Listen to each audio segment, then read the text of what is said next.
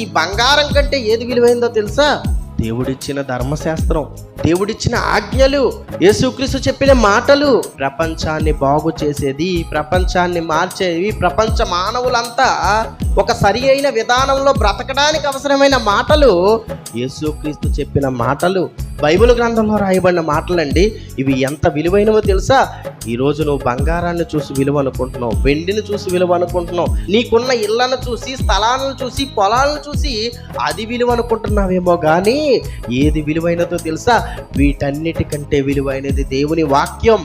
నువ్వు విలువైనది అనుకున్నవి ఒకానొక కాలం వస్తే, నీ అంతిమ సమయం వచ్చినప్పుడు ఏది నువ్వు తీసుకెళ్ళలేవు. ఈ వాక్య ప్రకారమైన బ్రతుకును నువ్వు బ్రతికితే చనిపోయిన తర్వాత కూడా నువ్వు నిత్య జీవానికి చేర్చే విలువైన ఆయుధం ఏదైనా ఉంది అంటే నువ్వు నేర్చుకునే, నువ్వు పరిశీలించే వాక్యమే అండి.